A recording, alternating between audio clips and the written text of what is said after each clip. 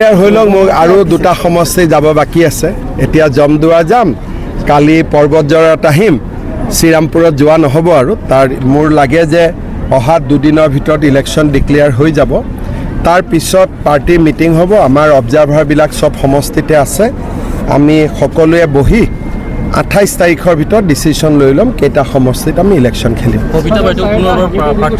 প্ৰাৰ্থিত্বৰ ওপৰততো মই ক'ব নোৱাৰিম দলৰ মিটিঙৰ পিছতহে ক'ব পাৰিব কিন্তু কবিতাও এটা এপ্লিকেণ্ট হয় বাকিও এপ্লিকেণ্ট আছে আলোচনা কৰি আমি সিদ্ধান্ত ল'ম নহয় ৰাস্তাটো আছিলে অসমমালাত ৰাস্তাটোৰ কাম হৈ গ'ল অলৰেডি ব্ৰিজটোৰ কথা মোৰ মনত নাই কিন্তু মই নিজে ৰাস্তা গৈ চাই আহিছিলোঁ যিটো ৰাস্তা এনাউন্স কৰিছিলোঁ আচ্ছা মোৰ সেইটো অলপমান মোৰ মাইণ্ডৰ পৰা ওলাই গৈছে কৰি দিম চাম্পা নদীৰ ব্ৰিজটোতো মই এতিয়া কৈছোঁ এইবাৰ আমাৰ মিটিঙত যিমান মানুহ ওলাই আহিছে আগতে আমি মিটিং কৰোঁ হয় BPFৰ লগত জইণ্টলি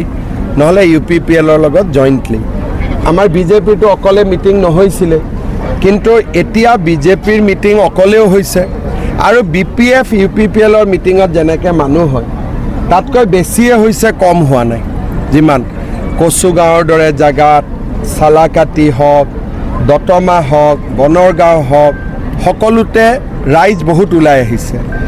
কিন্তু মিটিঙত অহা মানেতো ভোট দিয়াও নহয়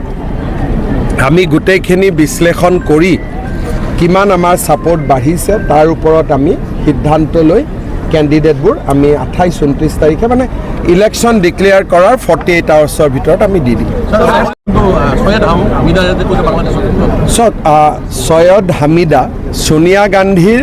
বান্ধৱী হয় আৰু ডক্টৰ মনমোহন সিঙৰ দিনত তেওঁক প্লেনিং কমিশ্যনৰ মেম্বাৰ আছিলে তৰুণ গগৈ ডাঙৰীয়াই তেওঁক কেইবাবাৰো গুৱাহাটীত নিমন্ত্ৰণো কৰিছিলে কালি তেখেতে কৈছে যে বাংলাদেশী হ'লেও মানুহবোৰ আমি ৰাখি থ'ব লাগে তাৰ মানে এই কংগ্ৰেছ দল নাগৰিক সমিতি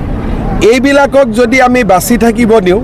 কেতিয়াবা বাংলাদেশীবিলাক অসমত আহিব আৰু অসমীয়া মানুহবিলাক বাংলাদেশ যাব লাগিব আমাৰ অসমীয়া বড়ো আদিবাসী কোচ ৰাজবংশী আমিবিলাক বাংলাদেশত যাম আৰু তেওঁলোক ইয়াত আহি যাব যদি এই ধৰণৰ কথা অসমত চলি থাকে আজি অসমৰ কাৰণে খুবেই সংকটৰ সময় আমি সকলোৱে একলগ হৈ এই সংকটৰ মোকাবিলা কৰিব লাগিব আৰু অসমখনক আমি নিৰাপদ কৰিব লাগিব বিজেপিয়ে নিজক অগ্ৰাধিকাৰ দি আছে বৰ্তমান বিজেপিয়ে ভাবে যে বিজেপিয়ে নিজেই চৰকাৰ গঠনৰ পৰ্যায়লৈকে আহি গৈছে